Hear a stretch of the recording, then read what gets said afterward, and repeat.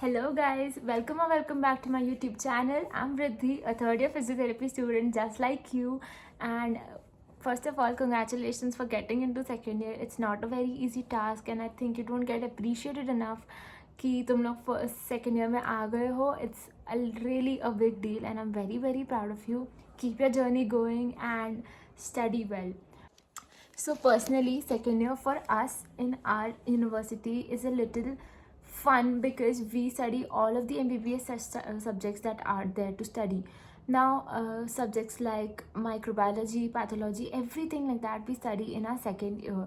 So for your second year, at first it feels like it's a little difficult, but honestly when you start to study it and then you give your exams, you realize that it was really nice and also very fun and interesting. So do study your subjects very nicely.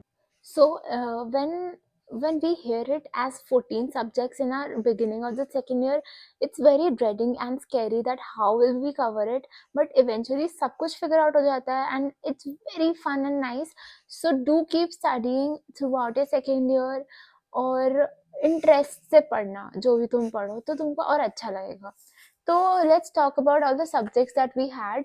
So first of all, we had pathology and microbiology together. So this was one paper and we had like 40 marks ka each subject. Then we had biochemistry and pharmacology, and yes, I know most of you guys have done your biochemistry in your first year, but हम लोगों का second year में था, which was I think way better than having it in our first year, क्योंकि first year is already very difficult with anatomy and physiology, तो it was very nice कि second year में उसको कहीं छोटा सा fit कर दिया था. तो ये चीज़ मेरी यूनिवर्सिटी के बारे में मुझे बहुत अच्छी लगी थी. And then we have medicine, which also includes geriatrics and pediatrics, तो उसके भी subjects रहते हैं हमको, and it is also very nice.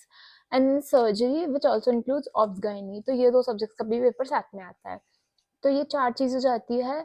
And then we have exercise therapy, where we learn very basics of all the exercise therapy, क्योंकि अब हमको सब introduction शुरू हो जाता है, तो it's a very nice thing to like catch up on it from the very beginning.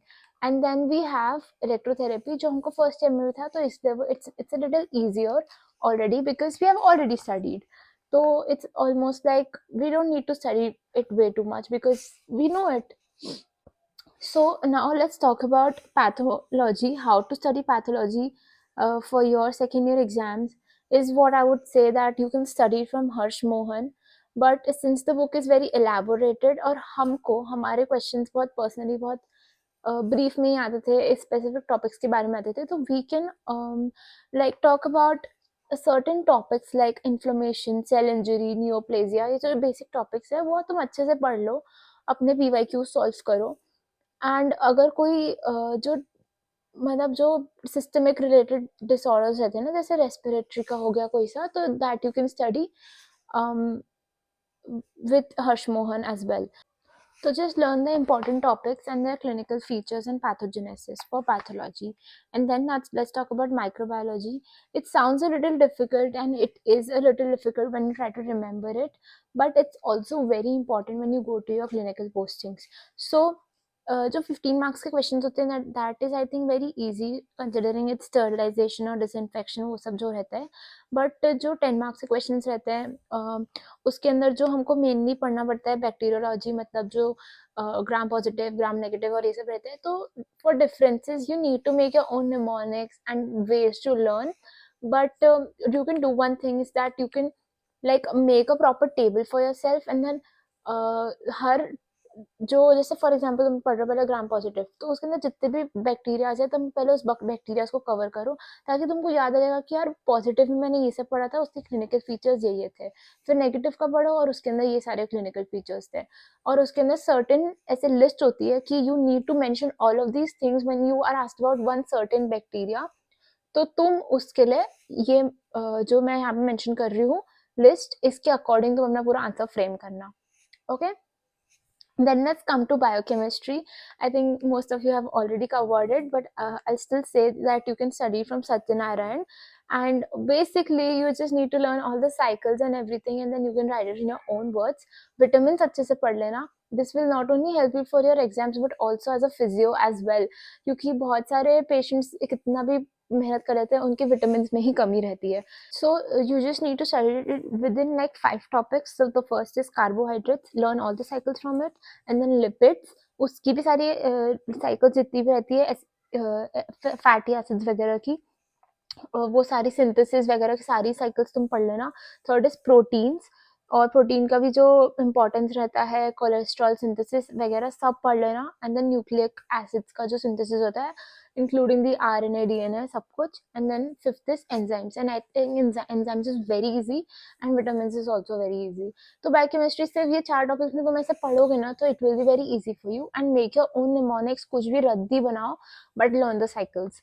And then we can come to the pharmacology, जो आई थिंक बहुत डिफिकल्ट पड़ता है हमको शुरू से. इसलिए I say pharmacology is the anatomy of second year, क्योंकि you have to study it since the very beginning to remember stuff. तो फार्माकोलॉजी में you have to basically remember the drug names, जो बहुत डिफिकल्ट हो जाता है. But for me I use to keep on writing all the drug names, and वो मुझे इतना इंटरेस्टिंग लगने लगा था after one point, because I really like a challenge and you should too. तो कुछ भी ऐसे मतलब जो तुम अपने मन में निमोनिक्स बना रहे हो, एक लिस्ट में सारे नाम लिखो और तुमको सारे नाम याद होते जाएंगे. तो लिखने से मुझे याद रहता है, but whatever helps you, you can make flow chart, you can make ideas of how to write. And also there is a good book you can refer to this, I will mention it here. And there is also like a certain headlines that you can study your answers under, which I will be mentioning over here. Now coming to medicine and pediatrics, just need to learn the diseases. एक certain जो general तुमको एक exam में वे होता है लिखने का, वो मैं लिस्ट यहाँ पे वापस मेंशन कर रही हूँ. मेडिसिन के लिए वो पढ़ लेना, एंड बुक यहाँ पे मेंशन की हुई है. तो मेडिसिन जो है it's basically very easy. All the diseases that you know, you just need to know a better pathology and pathogenesis of the disease and clinical features जो तुम अच्छे से मेंशन करोगे, एंड ऑल्सो ट्रीटमेंट. तो इसके अंदर सब माइक्रोबायोलॉजी फार्माकोलॉजी सबका मिक्स होकर मेडिसिन बन जाता है. It is easy and fun and you should know it. Study it from your own perspective. तो जो तुमको कॉलेजेस में पढ़ा रहे हैं उस हिसाब से पढ़ोगे तो it would be very helpful. Paediatrics में भी सेम ही है, बस सर्टेन डिजीजेस जो बच्चों को अफेक्ट कर रही है वो तुम पढ़ोगे. Surgery, now coming on to surgery. Surgery can be a little difficult, क्योंकि उसके अंदर जो भी इंसिजन्स होते हैं सबके अलग अलग नाम रहते हैं. You just need to study it well and interest लेके पढ़ोगे तो हो जाएगा. इसके अंदर कोई ऐसा सर्टेन वो नहीं रहता है कि ऐसे ही आंसर लिख रहे हैं, because it can be a short note, it can be anything. तो तुम वो पढ़ो अच्छे से. और सर्जरी में ऐसा है कि हमको तो बहुत शॉर्ट टॉपिक्स ही थे, बहुत छोटे छोटे, जैसे बर्न्स हो गया, प्लास्टिक सर्जरी हो गया. तो you just need to learn a short note, and ChatGPT can help you very well with these notes. And also the book that you can refer is this over here. Now coming on to obs and gynae, one of my favorite subjects because मैं शुरू से interest था. तो first you can start with studying for the anatomy of the pelvic floor, which will help you with everything, and the physiology of the pelvic floor. फिर इसके बाद हम लोग pregnancy और labor जितनी भी चीज़ें होती है वो सब cover करते हैं धीरे धीरे.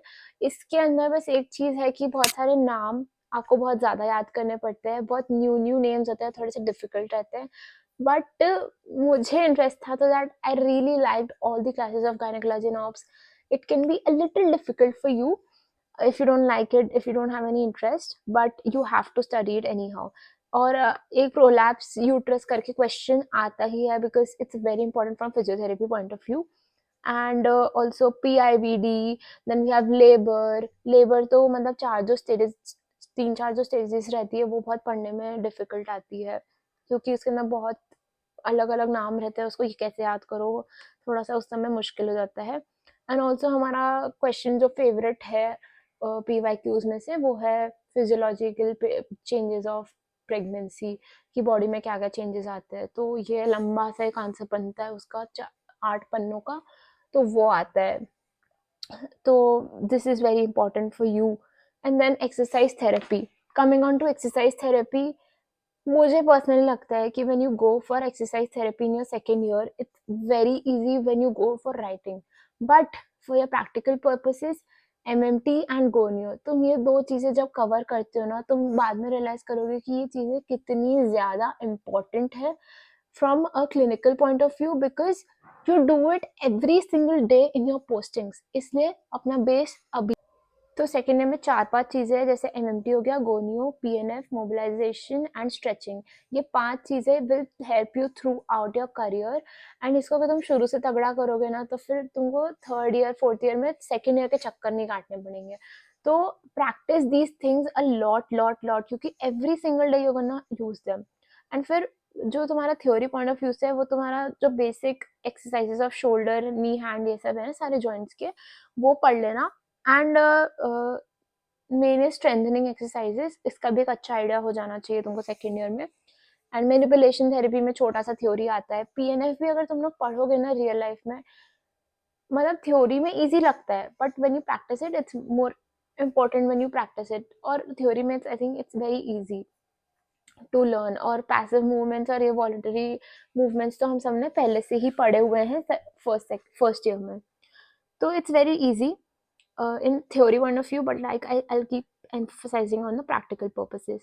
You can definitely read your Kistner Colby book in your second year, क्योंकि second year में अगर तुम Kistner Colby से पढ़ोगे ना, you will have a good idea of not only your theory exam but also study it जो तुमको theory में नहीं आने वाला है उसके लिए भी।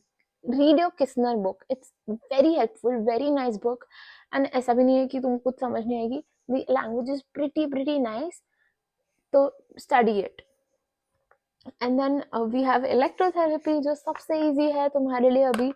मैंने तो इलेक्ट्रोथेरेपी आखिरी दिन पे भी नहीं ही पढ़ा था, बिकॉज मुझे आता था सब। ऐसा था बस एक दो टॉपिक्स जो थे, जैसे हम लोगों को फर्स्ट ईयर में इलेक्ट्रो डायग्नोसिस नहीं था, तो वो सेकेंड ईयर में आ जाता है, तो वो थोड़ा सा ट्रिकी और बोरिंग सा लगता है, but it's very easy. Electrotherapy के लिए तो कोई टेंशन ही नहीं लेनी है, नंदा से पढ़ना है। मुझे लोगों ने बोला है कि क्लेटन से पढ़ो, ये पढ़ो, but I feel Nanda is the best book that you can study from अपने एग्जाम पॉइंट ऑफ व्यू से। एक्स्ट्रा नॉलेज चाहिए तो फिर तो दुनिया भर की बुक्स है, और क्लेटन उस हिसाब से बहुत अच्छी है।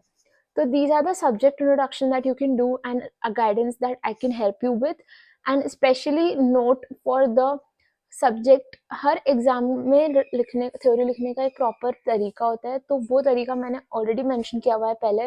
तो take screenshots of it and make sure तुम उसी वे में अपने एग्जाम में लिख कर आओ, because that will help you score really well.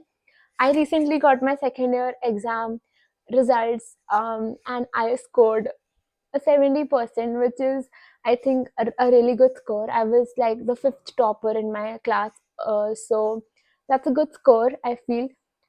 I expected a little more, but इस बार हमारी checking ही थोड़ी strict हुई थी, I feel, because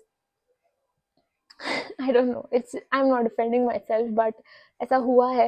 Usually previous years में हमने देखा है कि second year में बहुत अच्छे marks मिल जाते हैं, and that is what I expected from my second year as well, but it's fine, do your best, and तुम अपना टॉप करके दिखाओ सेकेंड ईयर में, because it's the easiest year and it's going to be great, trust me. and also don't forget to have a lot of fun in your second year, because third year से तुम्हारी postings और important subjects, clinical subjects सब शुरू होने वाला है, तो इसलिए have fun। and third year जब मेरा खत्म हो जाएगा तब I will be here again, and thank you for watching my video throughout it. I hope it really helped you guys, and all the very best for your exams. You will nail it, and I'm always here to solve your doubts. You can comment anything down below. I will help you out, and keep watching, subscribe, and like my video if you like it, and if you don't like it, still fucking like it. I don't care.